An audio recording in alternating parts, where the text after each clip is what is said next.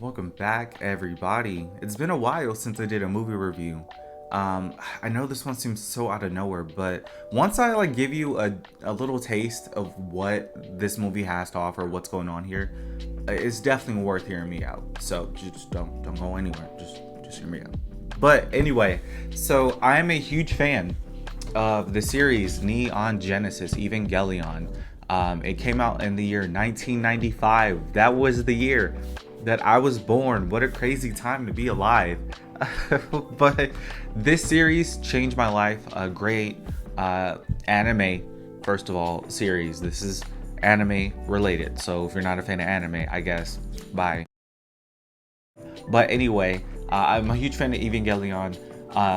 And the creator of Evangelion, Hideki Anno, he is a Japanese animator. The last time I reviewed a movie on this channel, it was the Evangelion 3.0 plus 1.0, which was actually the final tail end of the series for the Neon Genesis universe. I guess for now, and who knows what the future might bring with that series, but great movie. If you haven't checked out the review for that, please check that out. If you're not even a fan, or if you've never even heard of the series, just check out that review.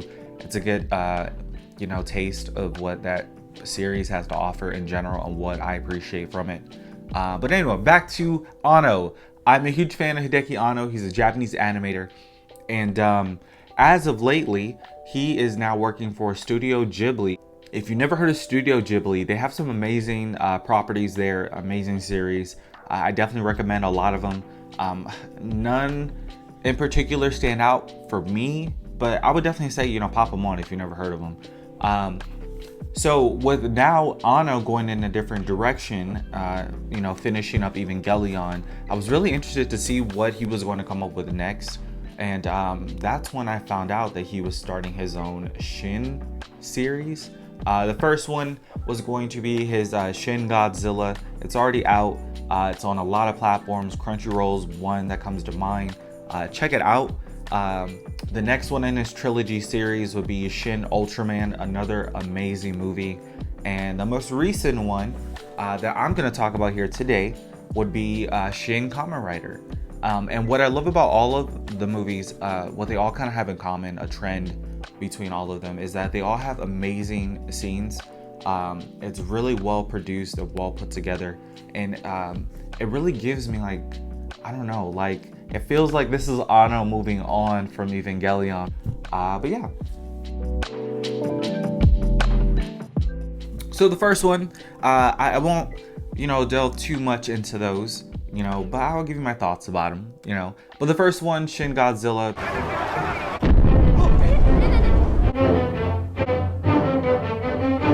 Pretty great, very dialogue heavy. So just to give you an idea of what you're getting into, Anno definitely focuses on a lot of dialogue, person to person. Let me talk to you. How are you feeling? What's going on? Is everything okay? Type of moments, and I love it. He really extrapolates all of that kind of stuff.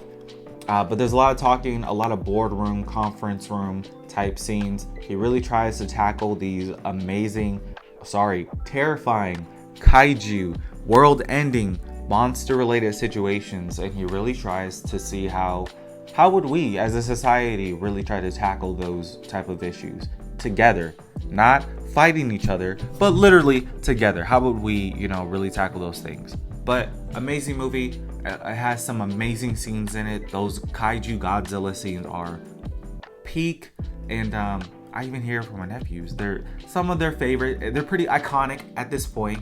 But yeah, after Shin Godzilla, there was again Shin Ultraman. This one I would definitely say is probably my favorite in the series. If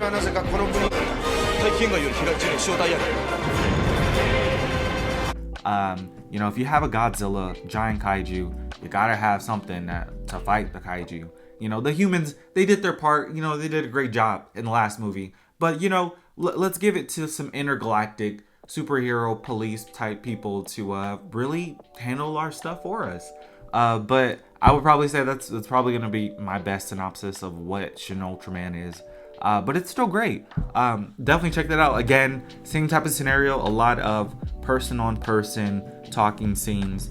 But the dialogue is great. Very dialogue heavy though, but again, it's great. I'd say probably that one is the most entertaining out of the 3 so far. But a lot of great scenes that I was really surprised that, you know, we were able to have something like that filmed and captivated in a movie, you know, for my entertainment. Like, it's crazy.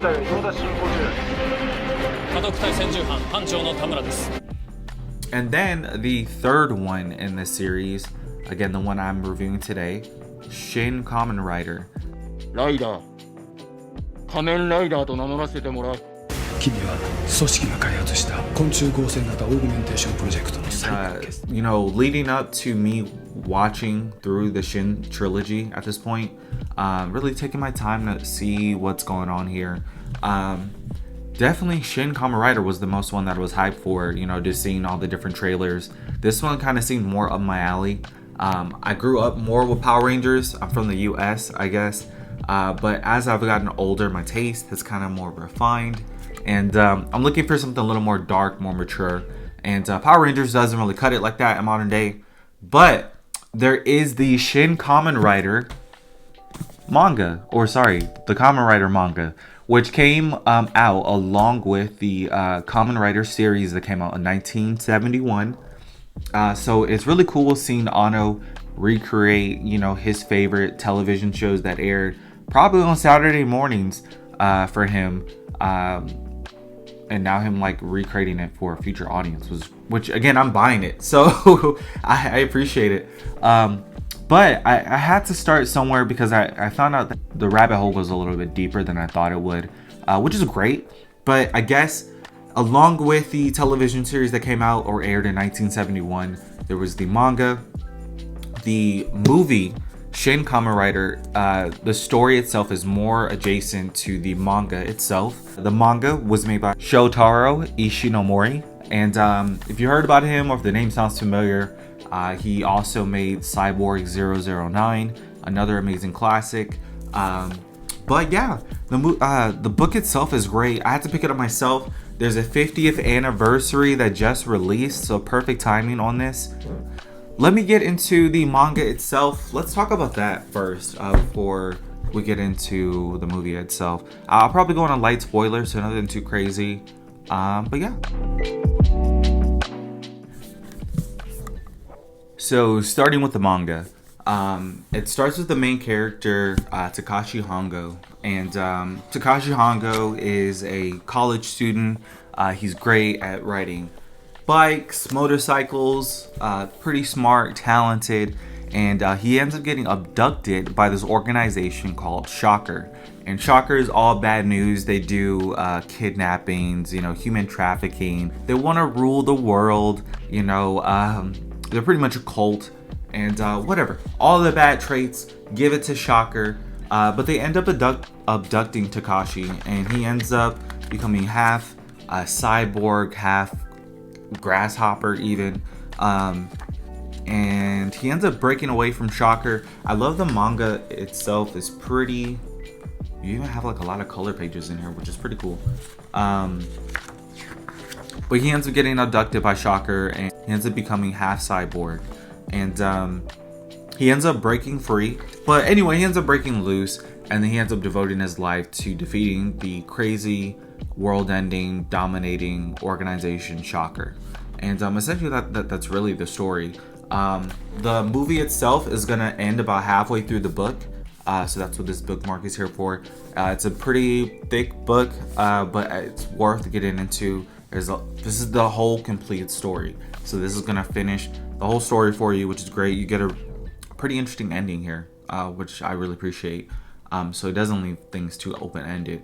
But halfway through the story, things take kind of I wouldn't even say really a bit of a different pace, but without spoiling anything, a pretty significant moment happens in the story, and that's pretty much where the movie ends. As far as the movie itself, is out on Amazon Prime, if I haven't said that already. It just came out last week on July 21st, the day before my birthday. So again, it's like crazy. It's like I was fated to see this freaking movie made by this guy. But yeah, it's free on Amazon Prime, which is great. So if you're interested, definitely check it out. I would definitely recommend it. Again, I would say the characters that stand out to me would be obviously the main character, Takashi Hongo. And the story has him very emotional, very dark. They really addressed the, I guess you could say, the mature themes that are at play. Again, this guy gets kidnapped and abducted by this organization, and they change his body without his consent, you know, and they're like, it's to the extent where they haven't, the only part they haven't changed is his brain. Pretty crazy.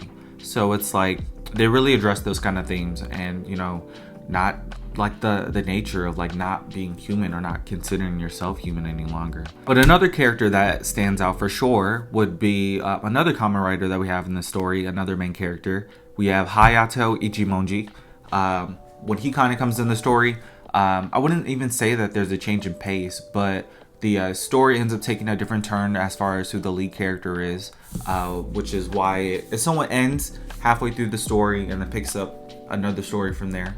But Hayato Ichimonji, even the actor who played him, amazing. Those are definitely my favorite parts whenever he was on screen. And again, he was definitely a part of a lot of those amazing action scenes that I've been mentioning.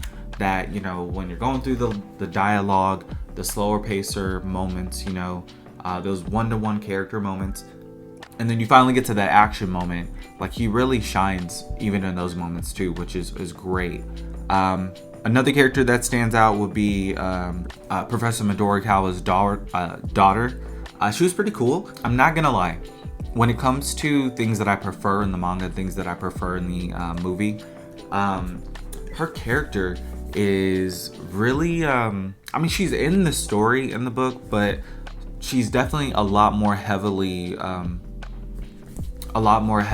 focused on in the movie.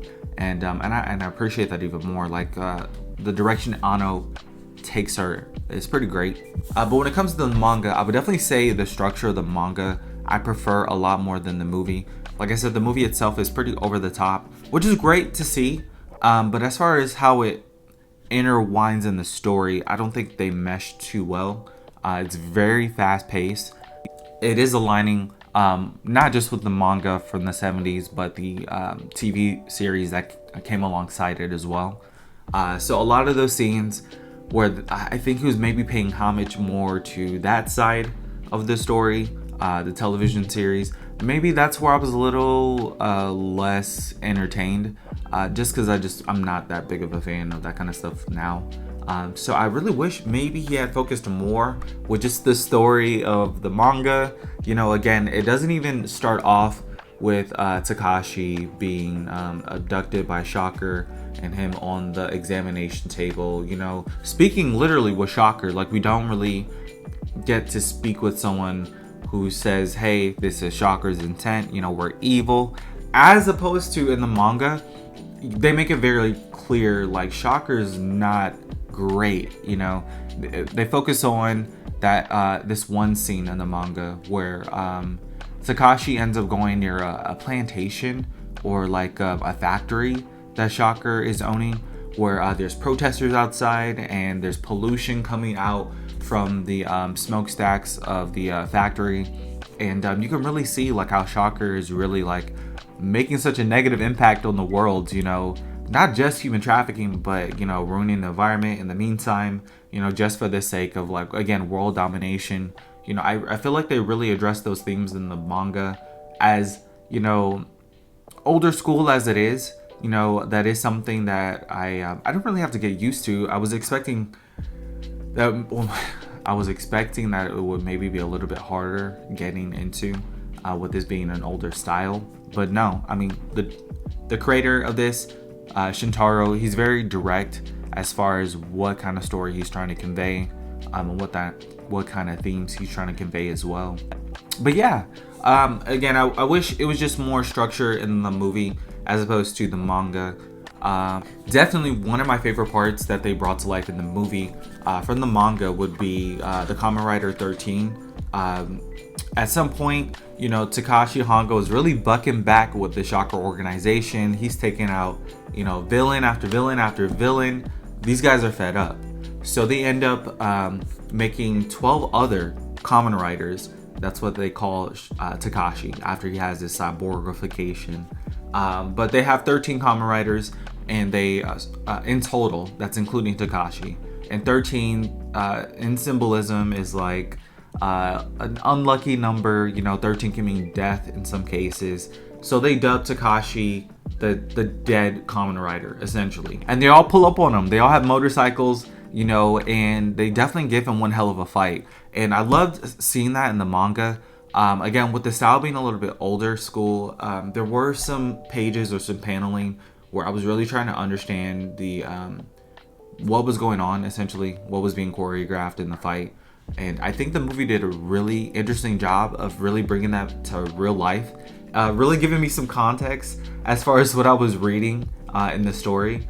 But then it comes to the detriment again in the movie, that a lot of scenes are really dimly lit. And I understand why, I get it. If you hide a little bit of the CGI, the editing work, it looks a little more seamless. And if he makes those scenes pretty quick, pretty fast paced, it doesn't give you a lot of time to really, see where the strings are, kind of thing. It ruins the magic. I get it. But I don't know, even in the movie, some of the scenes in that fight in particular were a little hard to make out, because it's like, dang, there's like a lot going on. And I honestly don't understand why you had to have CGI, common writers.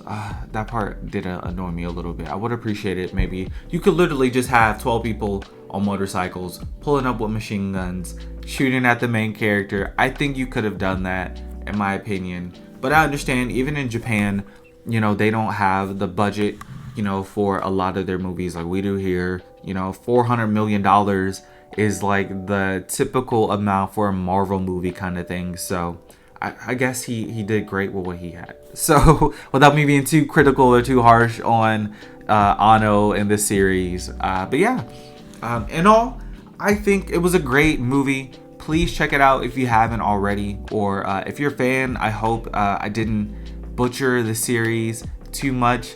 I'm really looking forward to what comes next in the Shin series. Like I said, the movie itself ends about halfway through the actual manga, so there's definitely a lot more story and a lot more context that we can have.